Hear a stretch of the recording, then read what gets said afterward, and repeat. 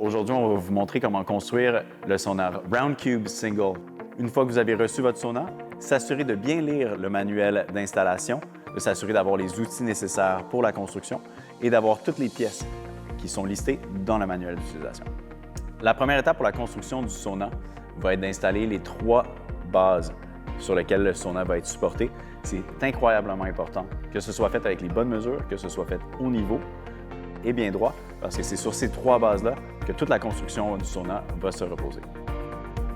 Une fois qu'on a bien installé les bases, qu'elles sont à l'équerre et de niveau, on va venir mettre la première planche du sonar lui-même.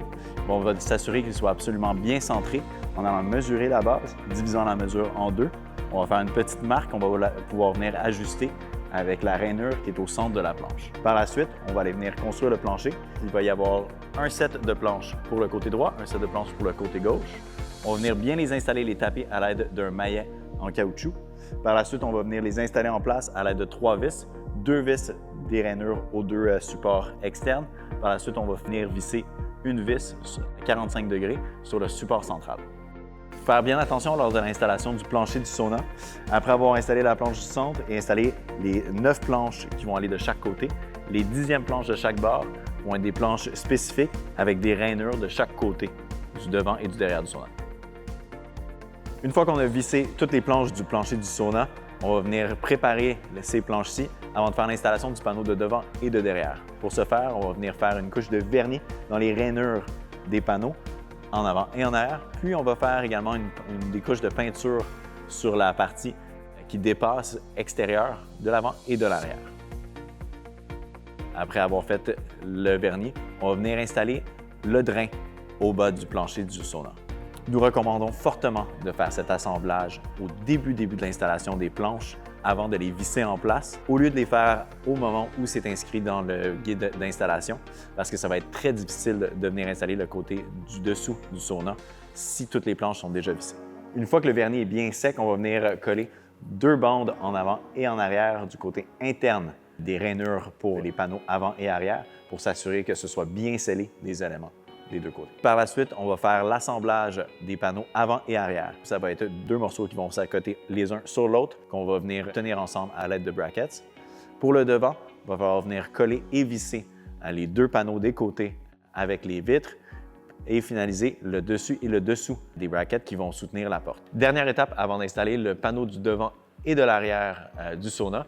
Sur la partie intérieure du sonar, on va avoir le vernis qui est approprié spécifiquement pour l'utilisation interne d'un sonar. On va avoir le vernis dans les rainures qu'on va venir appliquer. On doit absolument être appliqué avant de faire l'installation du reste du sonar. Sur la face interne de la partie extérieure du sonar, on va venir appliquer la teinture brune. Et sur la face externe de l'extérieur du sonar, on va venir appliquer la teinture noire. La teinture noire, la teinture brune et la teinture de l'intérieur du sonar peut par contre être appliquée une fois la construction du sonar est terminée, mais pas celle des rainures. On est maintenant rendu à l'étape d'installer le panneau de devant et de derrière. Les instructions vont indiquer de commencer avec le panneau devant. Pour ce vidéo, étant donné que c'est un petit peu plus facile visuellement, on va commencer avec le panneau arrière, puis on va finir avec celui de l'avant. On va utiliser la partie du bas du mur arrière qu'on va venir installer dans les rainures. On va s'assurer que ça va être parfaitement niveau, puis on va venir mettre 2 vis en diagonale sur les 2 coins par le dessus. Selon le guide d'installation, on recommande d'installer les 2 fenêtres miroirs de chaque côté, de venir installer les 2 brackets du haut et du bas de la porte entre les 2, de venir les coller en place et de venir installer 2 brackets pour tenir la structure en place. Ceci étant dit, cette structure avec les 2 miroirs sont incroyablement lourds, étant donné qu'en ce moment, pour la construction, nous sommes seulement 2 à 3 personnes. C'est un peu risqué de faire la structure puis de la monter par la suite. À moins que vous soyez énormément de personnes, on recommande de le faire par partie. On va commencer avec la partie du bas de la porte qu'on va venir installer vraiment bien centrée, qu'on va marteler en place dans la rainure. Par la suite, on va venir installer un côté de fenêtre miroir.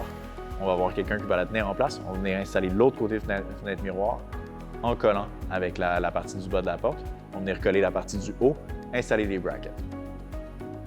À cette étape-ci, on a mis la partie du bas de la porte au centre des rainures au bas. On a appliqué la colle, on est venu mettre les 2 fenêtres miroirs sur chaque côté, qu'on est venu solidifier avec des morceaux qu'on utilise pour la construction des murs et du toit en utilisant les rainures qui sont déjà créées. Tout ce qui va nous rester à faire va être de venir coller la partie du haut et d'appliquer les 2 brackets transversales qui vont faire solidifier l'assemblage du devant.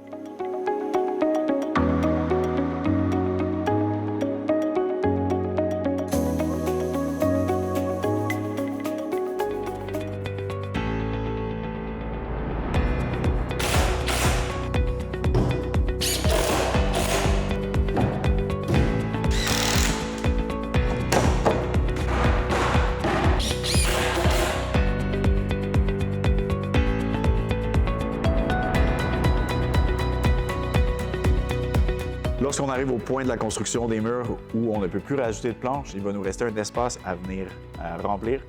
Pour pouvoir le remplir, on va devenir prendre la mesure du devant et du derrière, diviser ces 2 mesures-là en 2, puis après ça, on va venir faire une coupe sur la longueur de 2 planches pour pouvoir joindre parfaitement le centre du toit.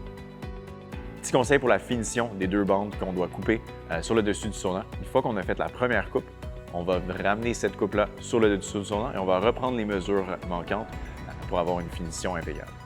Pour installer les deux planches qu'on vient juste de couper, il va falloir dévisser les planches de chaque côté de la finition du toit pour pouvoir les relever, puis rabaisser le tout ensemble parce que ça va être un fit très serré. À ce point-ci de la construction, on peut commencer à faire un partage des tâches. Donc, pendant que je m'occupe de prendre les mesures et d'effectuer les coupes pour les 2 dernières planches du toit du sauna, mon partenaire a commencé à appliquer le vernis à l'arrière du sauna. Une fois qu'on a installé toutes les planches, on va venir installer 2 bandes de métal de chaque côté pour soutenir tout le sauna ensemble et s'assurer que rien ne bouge.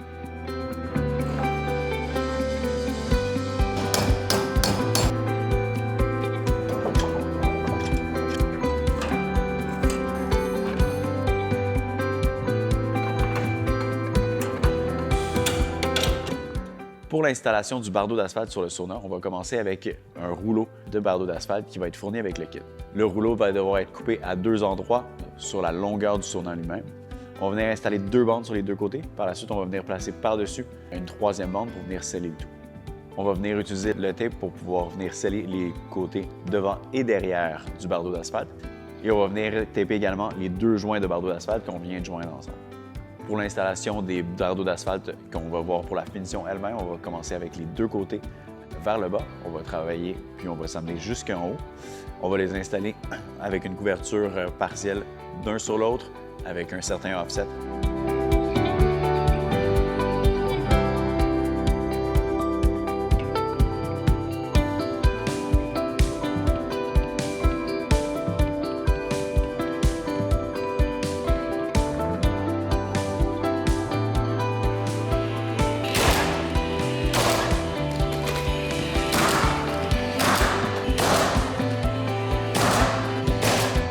Une fois que les bardeaux d'asphalte sont installés, on va venir installer les trims de finition sur le devant et l'arrière qui vont venir cacher les fins de jonction des planches ainsi que le tape qui est sur le dessus, en avant et en arrière.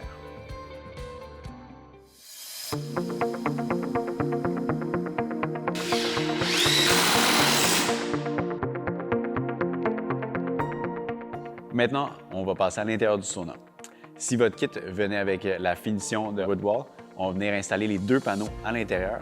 Par la suite, on va utiliser un roll saw pour venir couper les trous de ventilation par l'arrière pour pouvoir les couper exactement au bon endroit, ce qui va nous permettre de pouvoir installer les grilles de ventilation.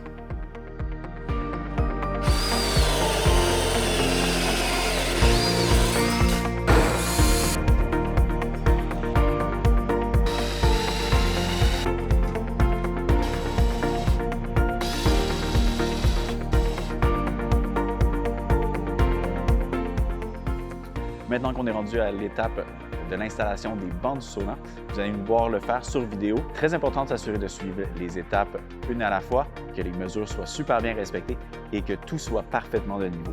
Avec la longueur de ce sauna, si jamais le niveau n'est pas parfaitement respecté, lors de l'installation finale des bancs, au niveau des dosserets, on va voir une ouverture inégale d'un côté et de l'autre si ce n'est pas parfaitement niveau encore une fois.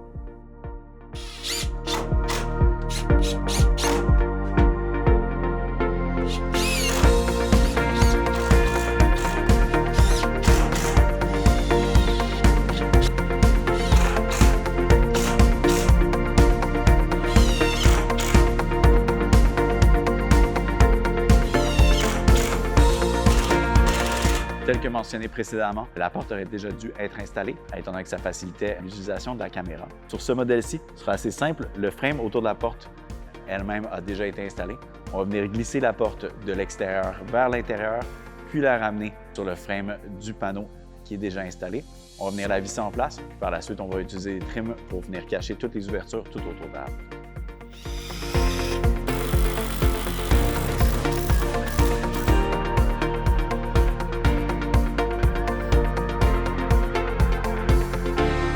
Sur ce modèle de sauna, les bardeaux d'asphalte, lors de l'installation, il faut les amener jusqu'en dessous du sauna.